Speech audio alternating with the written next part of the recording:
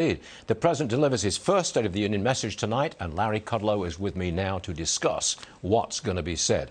First of all, Larry, do you agree with that we should now stop the importation of Russian oil into the United States? Just stop it right now. You agree with that? Yes, I do agree with that. 7 to 10% of our oil imports come from Russia. And I think that's just a scam. I think that should be stopped immediately. Look, the bigger picture, as you well know, is what I call drill, drill, drill. Let's go back to energy independence. Yep. By not drilling, I mean, they've stopped, the FERC has stopped leasing, the Energy Department has stopped LNG exports, and of course the Keystone Pipeline and Alaska. All this has thrown a wet blanket over the world's most efficient and cleanest energy industry right here in the United States. So that should be stopped. My mantra is drill, drill, drill. But he's not going to do it, Larry. Larry, he's not going to do it. He's not going to do it. Putin gets rich.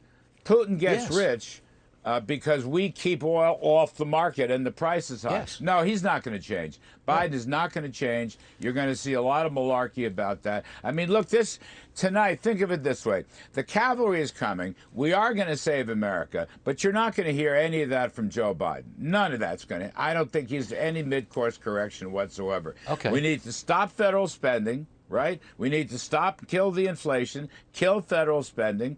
We need to, of course, kill BBB. We need to close the borders. And we need to show that if you're strong at home, you're strong abroad. But we are weak at home and we are weak abroad. And frankly, I'm very bearish on Biden's speech tonight. Well, he's giving this speech as a war rages in Europe. As he's speaking, they'll be bombing civilians in Ukraine.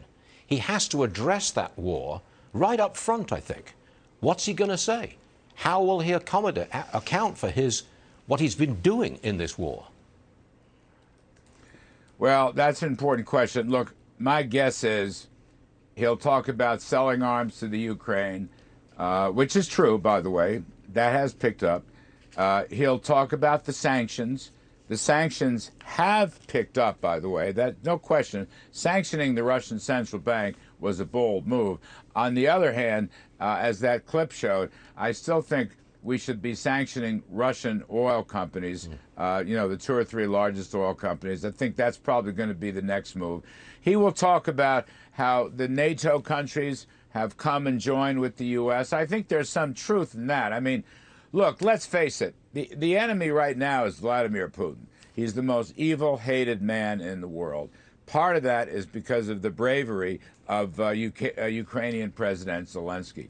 Unfortunately for President Biden, his poll numbers on Ukraine are in the 30s because his diplomacy failed. He should have used these sanctions many, many months ago before Russia invaded. And then he has the temerity last week to say that the sanctions were never meant as a deterrence, which was, one of these cognitively disabled statements that nobody could possibly understand. But I'm sure he's going to talk about weaponry and sanctions. Look, let them continue to go on the sanctions. We got to stop Putin. But here at home, it's got to be stop the spending, drill, drill, drill, stop this big government socialism, close the borders down south. Those are the kinds of things he should address. I frankly think he's going to come up short. This is a referendum on big government socialism. Let me add, Stu, on woke big government socialism. Exactly. And I think Mr. Biden will fail the referendum, but the American public and the American voter will win the referendum. The cavalry is coming. Let's save America, Stu. I like the sound of that. You're a voice in the wilderness. Thanks very much, Larry. We'll watch you on your special this afternoon and another special tomorrow afternoon, March 1st, March 2nd. Yes. The fate of big government socialism, 4 o'clock Eastern Time. Thanks, Larry. See you later.